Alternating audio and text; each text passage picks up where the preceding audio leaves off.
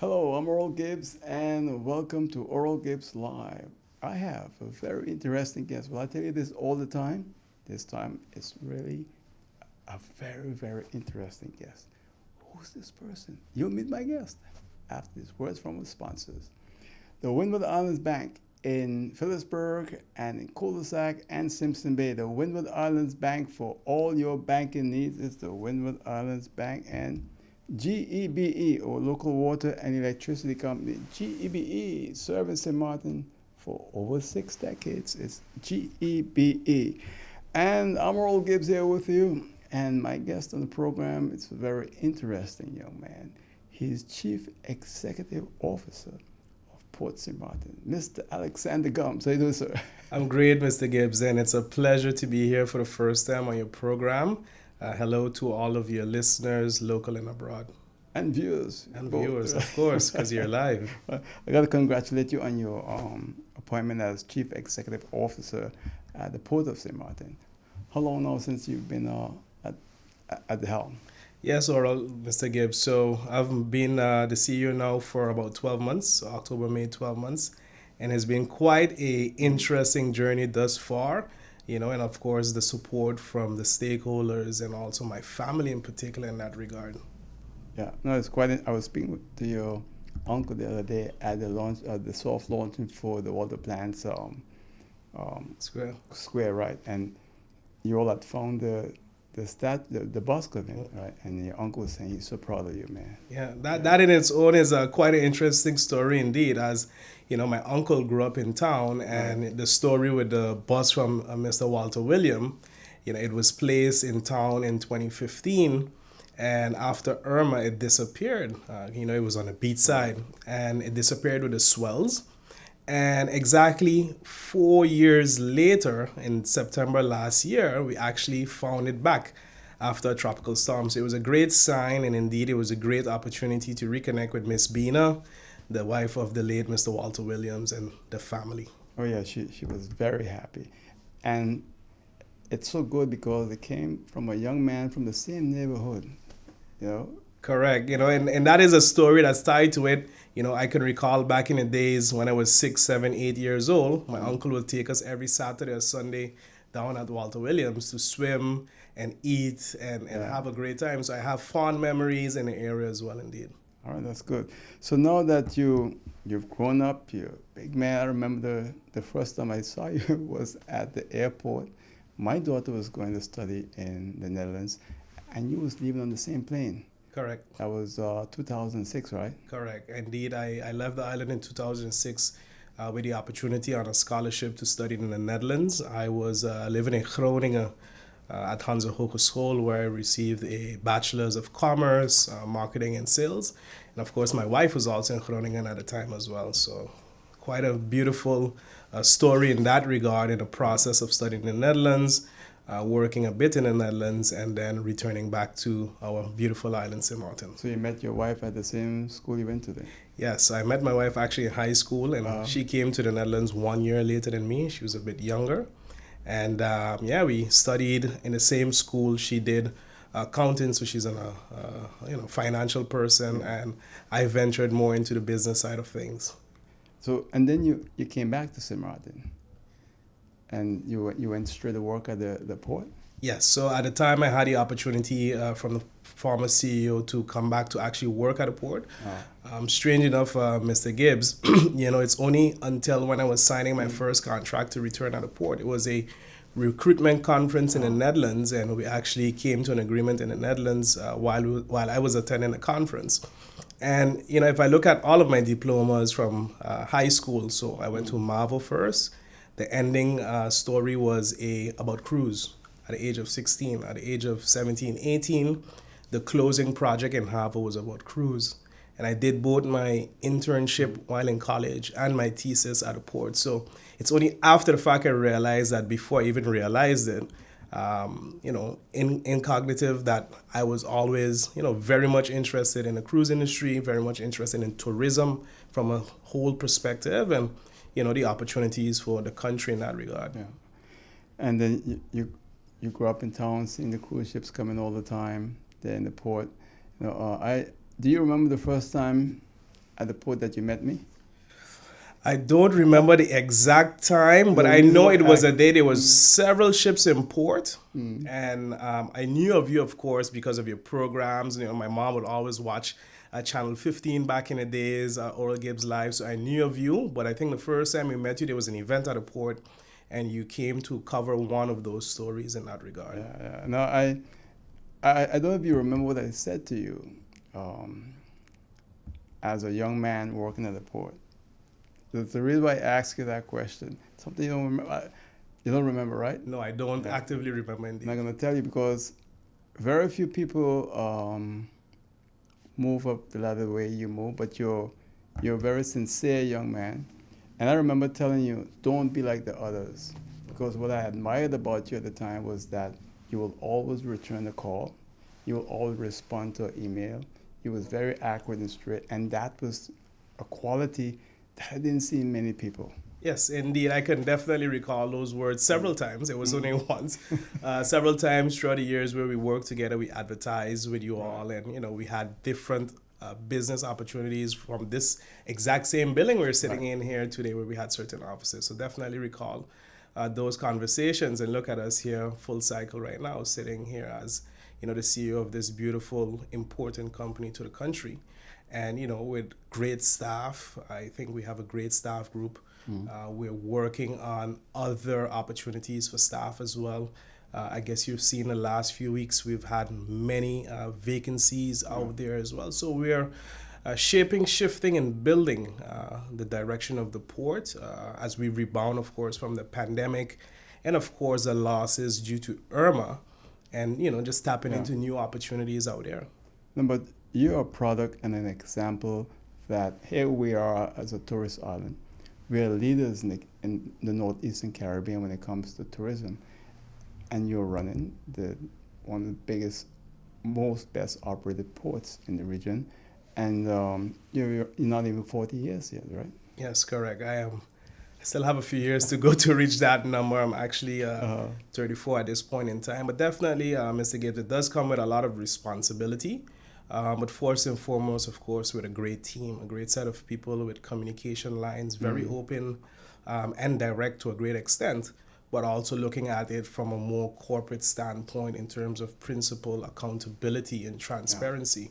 You know, that is what we look at, and that is what I am definitely pushing in the organization, along with a sense of innovation as we prepare for the new set of cruise ships, the new set of cargo ships, new opportunities from the cargo perspective. Because, of course, you know, the cargo pillars overlooked at time, but, you know, if you look at the bottom line from the yeah. company, it's very significant in terms of revenues for the port. In fact, people don't realize the amount of cargo that come to this island and transshipment also. Correct. Annually, we have tens of thousands of containers that pass through the destination. And of course, Saman being so strategically located, many of the smaller destinations also rely on our operational efficiencies to assure that they get their transshipment containers. So from that perspective, there are other strategic investments that will be made in the coming months as well from a cargo perspective. Yeah. We have news to break, I think, in a few months. We're running through the business cases in that standpoint to purchase new equipment. We're looking at enhancing the opportunities to expand, let's say, the transshipment area, to expand the opportunities for refrigerated containers, reefers, expanding the opportunities in terms of, which was a challenge for many years, the resurfacing of the cargo area. You know, back in the days, it was bricks. A project was started a few years ago, turning the bricks into concrete, so to concrete slabs, because you could only imagine during hurricanes, you know, with the swells, like what we saw in Irma, swells above 20 feet, really washed away a lot of the bricks. And that has been a learning lesson in terms of us now transitioning over to more concrete slabs rather than bricks from a cargo standpoint. So you always just place these heavy concrete slabs in those areas. Then. Yeah, some precasted slabs is the route that we're heading to in that regard, yes. When it comes to the cargo part, I was so impressed years ago when I went over there and saw the operation, because we always talk about the cruise facility, and I think if people realize the amount of cargo that passes through this island, it's incredible. It is incredible and also to a great extent very important because if you have 95% of our local products, clothes, supermarket goods, etc., are all imported, right? So the cargo facilities plays a pivotal role, in terms of us being able to conduct our day-to-day lives here on the island.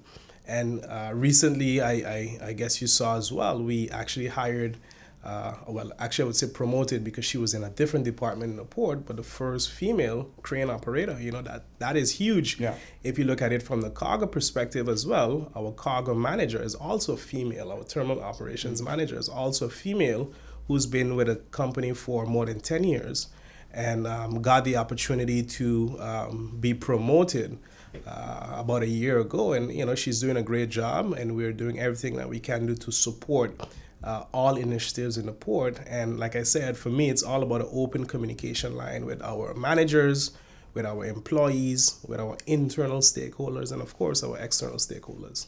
I want to jump back to a little bit more in the beginning because when you came to the port, what position you had again? So when I initially came, so I did two terms of internships at the port, and when I was actually hired as an employee, I came in as the business development officer. So that was facilitating management with looking at business opportunities, facilitating with looking and analyzing data. I also, of course, facilitated with presentations and, just strategic elements. I had the opportunity at the time to also participate in the creation of the first strategic plan of the port at the time. I had the opportunity as well to facilitate with the processes, identifying our key purpose, mission and vision, etc. And from that moment after Hurricane Irma, there were certain challenges and, we needed someone from a commercial standpoint to lead the direct discussions with the cruise lines, lead the key discussions with the local stakeholders as we were fast ahead in terms of recovering the business. And at that point in time, I was then promoted to the business development and marketing manager, where I took on additional responsibilities as we were working towards recovering the business and, looking at long-term planning. And then you left to work with a big cruise line. Correct. So after a stint, I think about 2 years as a business development marketing manager, right after the hurricane, it's just a strange story, Mr. Gibbs. Right after the hurricane, when I was promoted, we sat in a conference room, and at the end of the meeting, one of the key, which I say is a legend, one of the key cruise executives, Giora Israel, pulled me on the side and said, Alex, I see how you performed in this meeting, and I'm taking you to Carnival Corporation. I watched him startle. This was, I think, 2 or 3 weeks after the hurricane, and he told me this, and I just left it there, and I never really followed up on a discussion. And the following year, in 2018, I was at a cruise conference, and he came again, but this time he came with 2 other vice presidents of Carnival Corporation. And they said the same, and then I realized, okay, they are pretty serious. And I said to myself, this is an opportunity, but I would only take the opportunity if I felt like my role was covered at that point in time. So at the time, I started, having discussions internally with a few people in terms of a succession type of approach. And in early 2019, I decided to venture out and join Carnival Corporation indeed. And when you went to Carnival Corporation, it was in the Bahamas, I think? Correct. So our head offices was in Miami, but I was based in the Bahamas during a period of time as Carnival Corp was actually building their largest cruise port, which is currently ongoing. And I was responsible for the logistics operations and development of that project, being liaison in the Bahamas, reporting to the vice president in Miami. Besides that, I was also the director of the port in Turks and Caicos, Grand Turk. So I had a pretty interesting life at the time. Unfortunately, my wife was still in St. Maarten. Actually, one of the reasons why I decided to come back as well.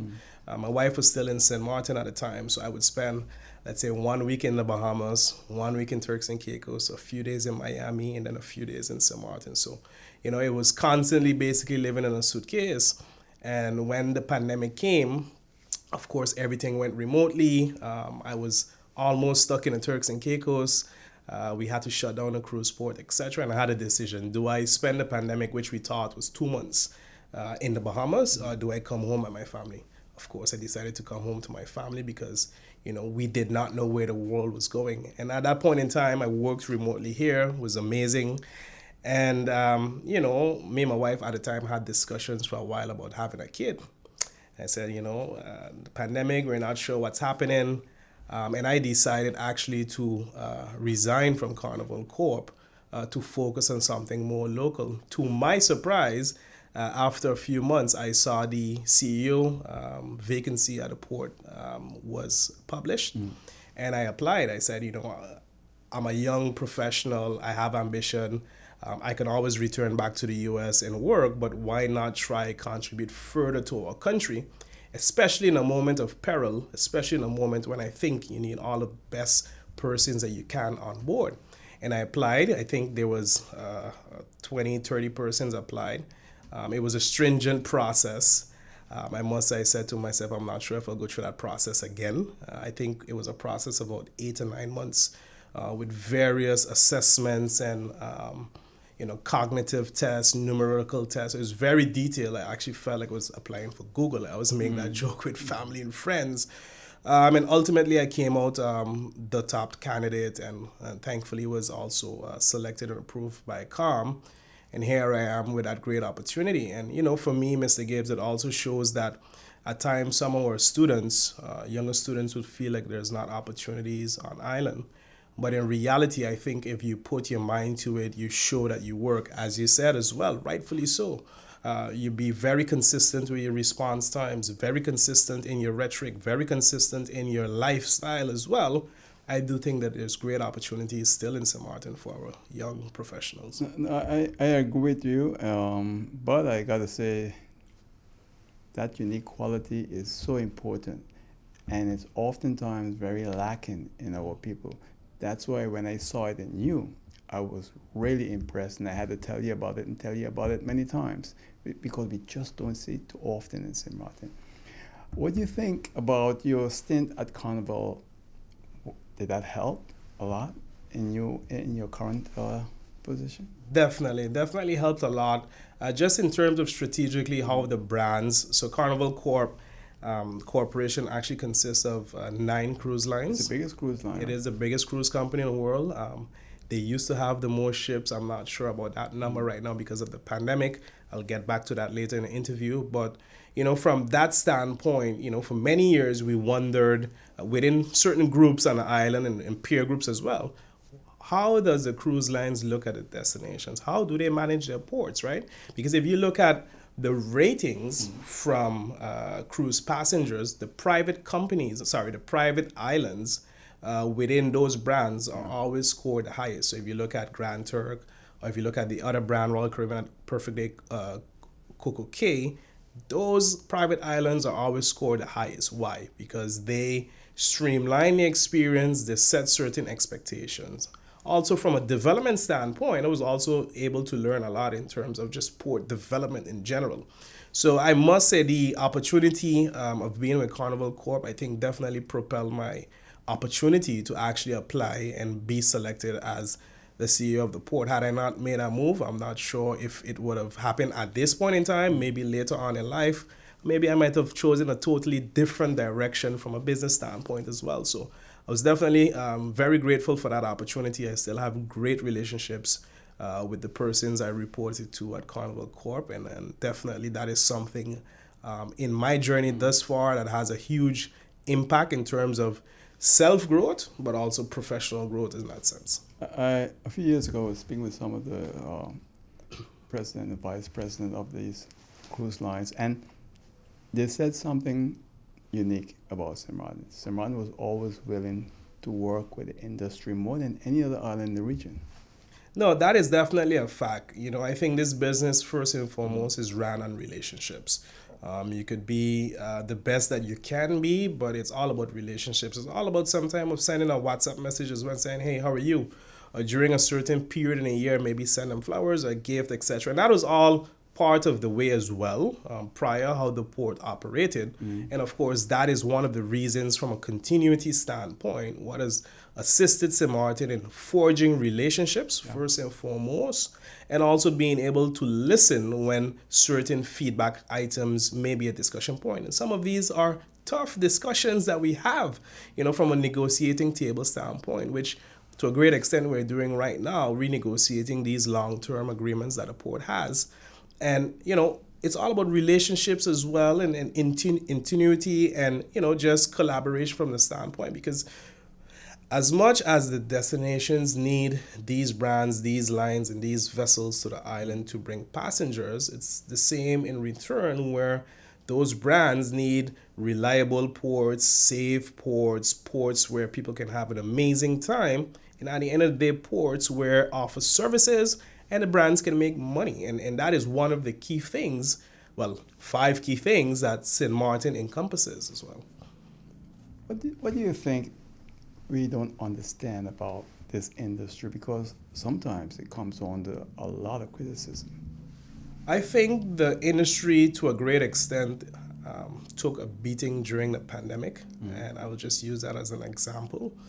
Whereas, there were certain instances on 4 or 5 vessels where persons got the virus, and it was hugely publicized very negatively, and it took the cruise lines a few months to actually form a group to tackle these situations collectively, because of course, these were brands that never really worked together, right? They're all fierce competitors. So they had to find a mutual platform, and that was actually done through CLEAR and FCCA, a mutual platform where they could have corrected some of these negative things was said in the media. But in reality, Mr. Gibbs, and they actually said it, I was actually in a conference in the Dominican Republic a few weeks ago, and he was right, one of the executives said, he said, right now, the cruise ships are actually more safe than you going to your supermarket tomorrow, right? Because before you get on the ships, you need to have either vaccination or you need to have a negative test. There's hand sanitization stations all around. There's certain regulations in place. But yet the cruise lines were targeted. During the pandemic, you had full flights flying to a great extent, okay, fine with masks, but you had the same mandate on cruise ships as well with a lot more space. So that is something that I think that they're still troubled with. And of course, from the environmental standpoint, that is also something that persons may have a negative connotation to the cruise industry. But in reality, the cruise industry also have clear guidelines and clear goals to be achieved by between 2030 and 2050 from a carbon emission standpoint. And that is also key for us as destinations to look at as well.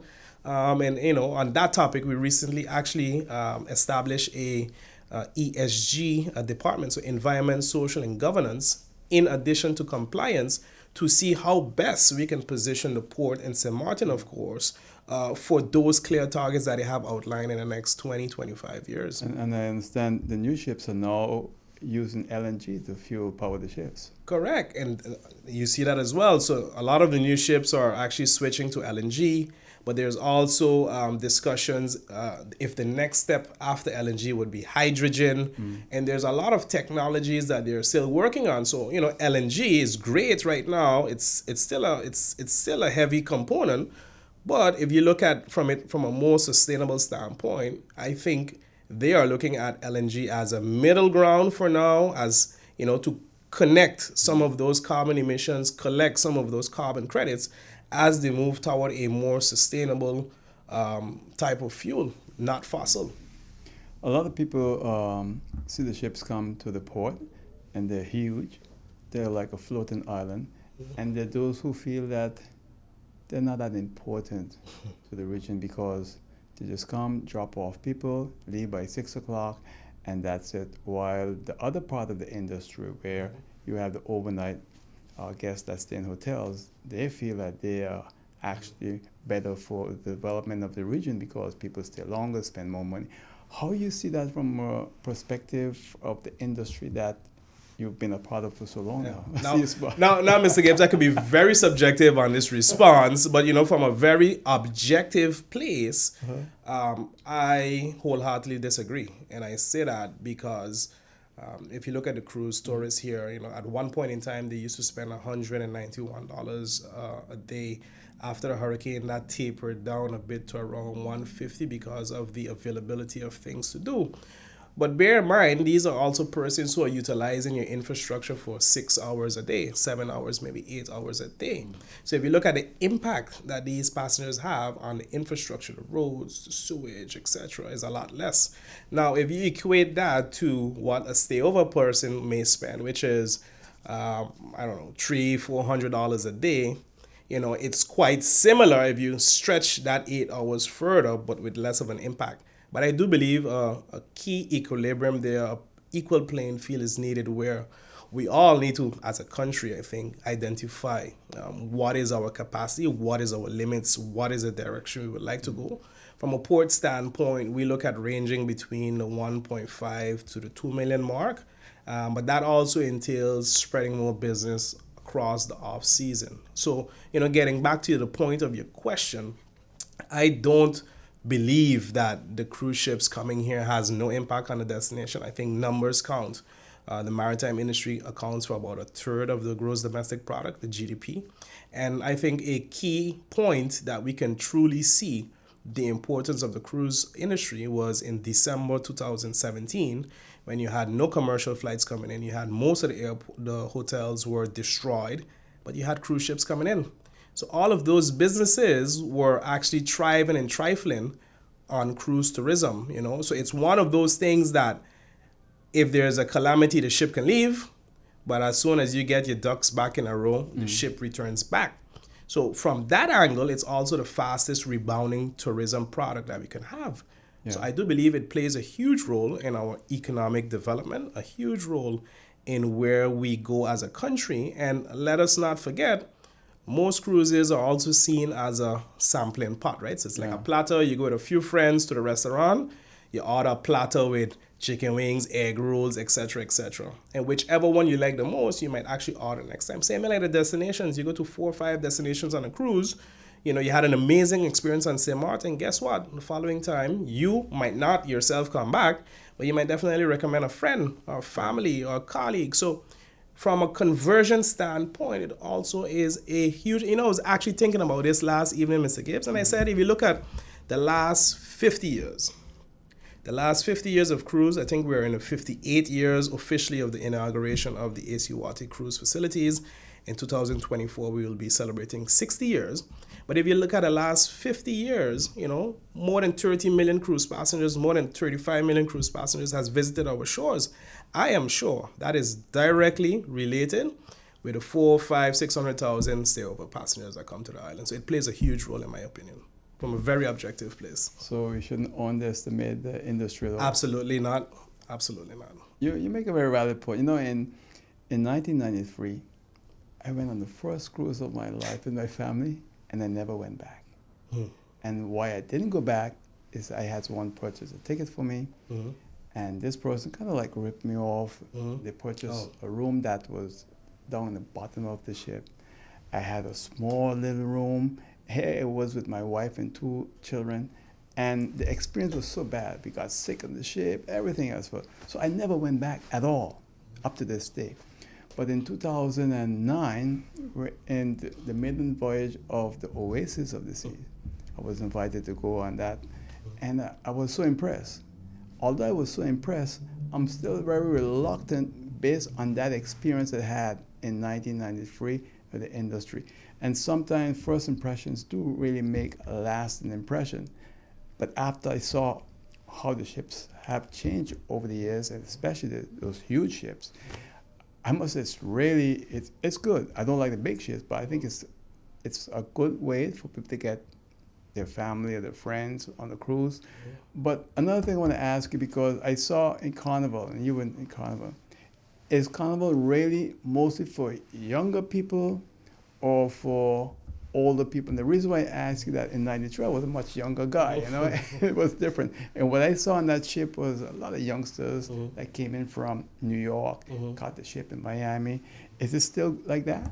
No, I think Carnival Cruise Lines as a brand, it's seen as a fun ship. So it's really and truly how you feel at heart, right? Okay. If you really want to go and have a fun party ship with great pool events and sail away parties and nightclubs, etc., then it fits that demographic. But within Carnival Corp as well, there's various brands that fit various demographics, same like Royal Caribbean.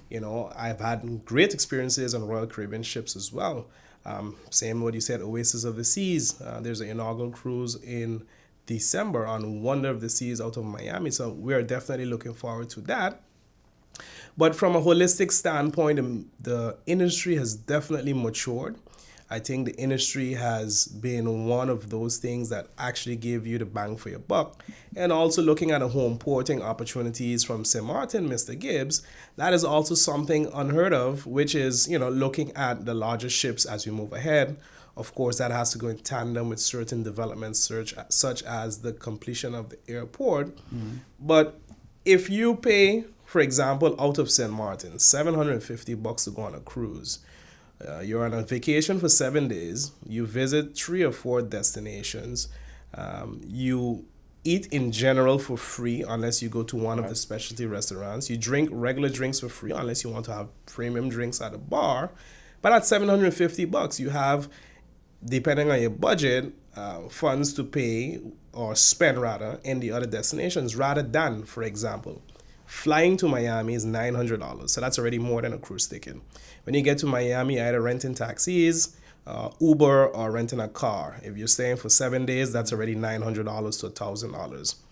You have to buy, if you didn't book your hotel with breakfast, you have to buy breakfast, lunch, and dinner. So if you look at the value proposition, if you look at the dollar to experience ratio, the cruise market does offer more opportunities in that regard.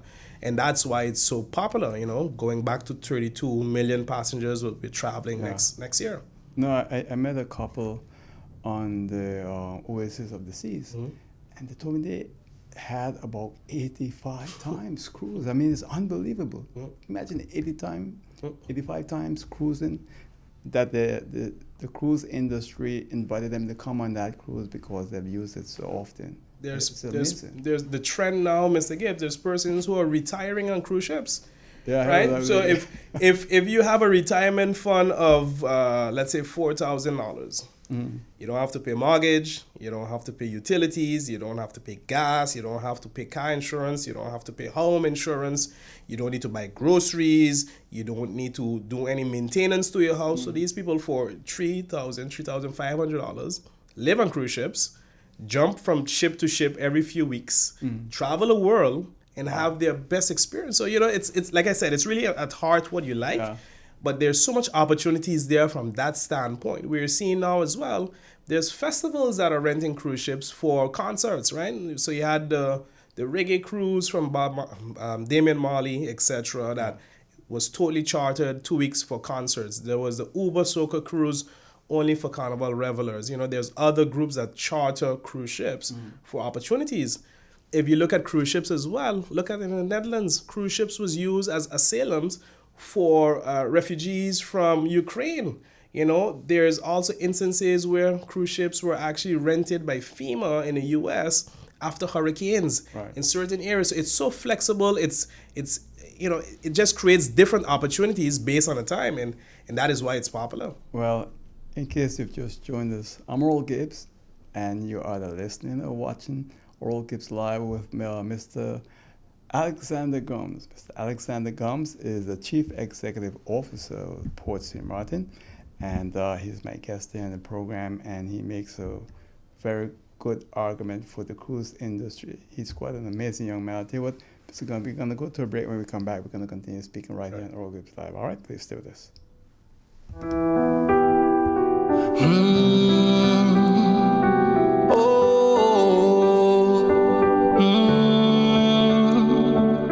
In order to know what you want out of life, you need to observe, listen, and try it yourself.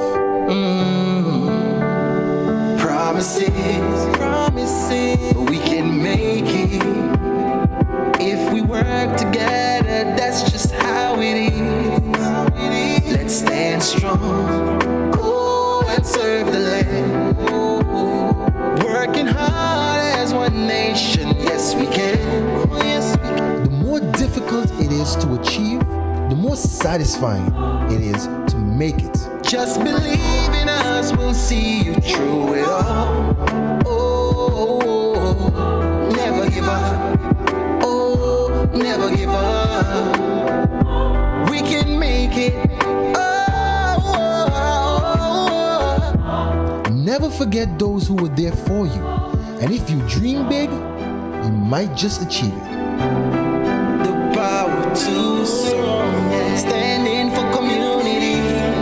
OGB got the power to serve, the power to serve. We got the energy. OGB.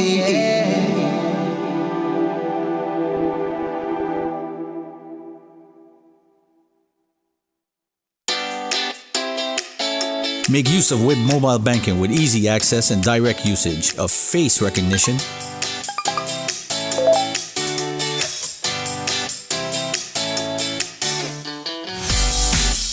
PIN code,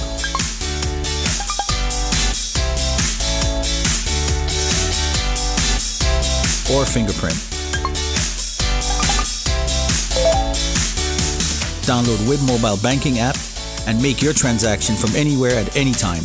For more information, visit wib-bank.net/. My guest on our Oral Gibbs Live, you see him there, is Mr. Alexander Gumbs. Mr. Gumbs is Chief Executive Officer of Port St. Maarten, and he's my guest on the program here on Oral Gibbs Live. You can follow us on YouTube. You go to YouTube/@OralGibbs and subscribe. You'll know when we are live, when we upload a show. It's great to have you with us on YouTube and also on Hot 99.9 FM. Hot 99.9 FM is our radio station. We're located in Simpson Bay, and we're not on the internet. So yeah, if you're driving your car, you can listen to us, or if you're at home, tune on to Hot 99.9 FM, and you will also be able to follow our television programs on that radio station. We're here with Mr. Alexander Gumbs. So Mr. Gumbs, you've been a full year now in the position as Chief Executive Officer of the Port of St. Maarten, and understand that this upcoming season is going to be great. Yes. So I think we have the best season we've had, obviously, since the pandemic.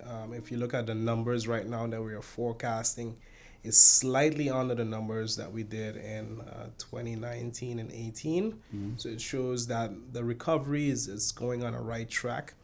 If we compare it to some of the other destinations, I think we are further ahead in terms of our occupancy in that standpoint. You know, Mr. Gibbs, the last few months, we've seen cruise ships come with passengers above 105% occupancy. And, you know, in cruise ship language, the numbers are forecasted based on 2 persons in a cabin. So if you have 105, 110%, meaning that, you know, more people are traveling in these cabins on a ship. And looking at November, so this month onwards, we are looking at more than 50 ships in November, 90-something ships in December, and approximately the same going into January, February, March, April. So that is definitely on the right track. We're going to do about a bit more than 1 million passengers within the next 5.5 months. But for us, the concern still remains the off-season. You know, I said earlier, I will get back to this note. During the pandemic, one of the cruise lines alone, the brands, one of the companies, corporations, actually sold 23 ships. There was another brand that sold 5 ships, and in total, about 35 ships were sold from the industry. Of the 35 ships, 20-something of those ships were actually scrapped, so no longer revenue cruises. Unfortunately for this part of the Caribbean, or the Caribbean in general, that stay on itineraries more than 4 days, these vessels that were sold were actually the vessels that used to be in the Caribbean during the off-season. So the vessels coming from Barbados, the smaller, older vessels that was coming from Puerto Rico, etc. They were sold, right? Imagine one ship, it had one ship, used to come to St. Maarten every Saturday from Puerto Rico. 52 times a year times 3,000 passengers, 3,500 passengers. You know, so that ship alone, was tens of thousands of passengers that just drop off of the radar in off season because of them being sold. So the industry is taking a bit, take a year or two to actually get new ships online. So thankfully, every year we're seeing a few ships coming online that we can get back up to standard. But the high season definitely looks great. I think if you look at calendar year 2023, we will do about 1.4 million passengers from that standpoint. Cargo as well, we expect a very busy high season, of course. Now that you have all the family parties again, the COVID restrictions has been dropped. You have more get-togethers. Just yesterday I was talking with my family. My family is very close. I'm saying, hey guys, this is the first year now we have the opportunity to actually have a family party that we have not done in 3 years. So I told him just yesterday at my daughter's birthday party, I was like, guys, I'm looking forward to this December for this festive season with family. Yeah, this is great. It's when you mentioned the ships that were sold, right? Did they sell them because of being old and inefficient? Did they save money by selling them than keeping them? Yes, you hit the nail on all of the topics. So first and foremost, these were ships that were older than 25 years. So the majority of these ships were slated to be sold, but not scrapped. So what you would have had in a normal time period was the older ships would have been sold to smaller brands or new emerging brands, and then would have ended up still sailing somewhere in the region. But because of the layup, so while the industry had no revenue cruises for more than 18 months, you still had about 300 to 400 crew members on each ship to keep the basic items in check of the vessels, and that comes at a huge expense. So they had no other opportunity or no other choice rather than to fast track the sales of those vessels. And again, like you said as well, maybe the less environmental friendly vessels as well, those sales had to be fast tracked as the industry were going through refinancing, restructuring. I mean, if you look at the prices of stock in the cruise industry now, it's still very low comparing to prior to the pandemic. Certain stocks that was at $52, I saw a few days, it was like $8, $9. Certain stock options that was $150 are now down to $50, $55. So, from that standpoint, it was very difficult. And at that time, they were taking on loans at 11, 12, 13%, which is also unheard of, right, in regular times. So, the industry is still busy restructuring, refinancing, looking at the capital markets, etc. in that sense, yeah. Well, no, it's quite interesting when you look at what's happening in the world, and I guess we're all happy now that this pandemic is kind of like weaning off. It's not gone fully, completely. Understand that there's still a lot of cases of COVID-19 in the region, but I think we kind of exaggerated the whole thing too when you look at it, because it created such a panic. If I go back to what you said earlier in the program, the news media had these cruise ships out at sea, and it was terrifying. You saw these videos of a ship out at sea, and the passengers can't come off. And I'm saying to myself, God, man, I'm happy I'm not on that ship with my family. Yeah, indeed. It was a tough period, Mr. Gibbs, where you had crew members on ships for months because they were not getting the cooperation from governments around the region, but also internationally as well, to actually transfer a crew. I thank... Except Sir Maarten. Sir Maarten did a great job. Yeah, exactly. So I say I thank, previous management in the port and the teams that we have in the port currently as well, along with government, for actually understanding what role, St. Maarten could have played in terms of facilitating the industry with transferring crew from ship to ship, or crew from ship to plane and from plane to ship.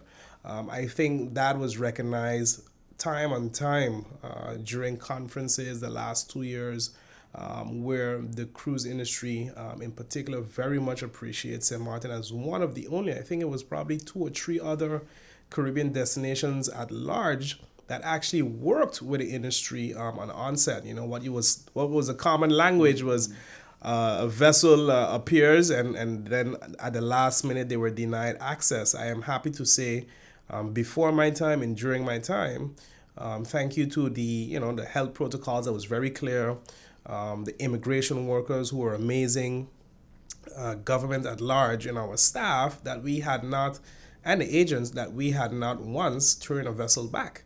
We have not turned any vessel back from St. Maarten, and that is also a testament of partnership. At that point in time, the cruise lines actually had the highest standards. The hotels didn't even start anything of the sort, where the cruise lines for years already had hand washing stations before you go to the lunch areas, already had hand sanitizing issues, because what was common at the time was norovirus. So because of norovirus, certain precautionary measures were already in place for many years. So, No, I said to someone the other day that I hope the industry remember what St. Maarten did for them during COVID, because no other island in the region, and I can say this, no other island in the region did for the cruise industry what St. Maarten did for them. I could definitely subscribe to what you said just now, Mr. Gibbs. We have some more news coming out pretty soon. I won't spill the beans right here, right now, but we have more news coming out this week as well, in a large project that was actually in discussions for more than 10 years. And the project have seen 3 or 4 different versions. We recently got full approval from the council of ministers, the external stakeholders, and now putting the fine-tuned dots together. And we'll be launching a press release pretty soon. Besides that, we are also knee-deep in strategic discussions where we were able to renegotiate, let's say, the value of contracts with the cruise industries as well, which is also a historic move, so to say, in terms of the direction we're going. Yeah. So for us, I do believe that they see the value in what St. Maarten brings to the table, not only through the bad times, but also through the good times, in terms of value that a destination delivers, and based on that value, and based on the question, we have a beautiful high season coming up. We have thousands and thousands of passengers that will be visiting on a weekly basis, and together as stakeholders, we also need to assure that, from a safety aspect, that the destination, that everyone works together, the stores, their security, the police, and just as private citizens, that we try as best to, avoid any instances during this season. This is the first season post-pandemic, the first real season post-pandemic. And, we have some meetings scheduled this week as well with some of the key stakeholders. We have meetings with the Ministry of Tourism, and I think there'll be some persons from the Justice Ministry there. We all saw there were some challenges a few days ago with, in town, etc., etc. And by all means, we have to try and avoid it during the season, not only for the tourists, but for us as citizens as well. A safe and secure environment. Before choosing a destination, the top thing on the list is safety and security. Then they go to experience, and then they go down to, some of the other facets. But safety and security is very important. In fact, when I was on that maiden voyage of the Oasis of the Sea back in 2009, November, I think it was November 2009, we went to St. Thomas. And in St. Thomas, everyone was told to be very, very conscious of their personal security, because it was really bad compared to St. Maarten. And what surprised me here, St. Thomas is a U.S. port. And I used to go to St. Thomas as a little boy. Hadn't been there like in 30 years. And when I saw St. Thomas, I said, well, man, this can't compare to St. Maarten. It's amazing. We are 10 times better than St. Thomas, but people stop in there on the cruise ships because of a particular privilege they can get in purchasing there and not in St. Maarten. Yeah, indeed. So, they do caution passengers in some ports, indeed. Just to be wary of your belongings. If you go to the beach, don't just leave your bag laying, the resurgence of petty crime, so to say, as well. And, that is something that I think as a destination we need to be very, very, very cognizant of.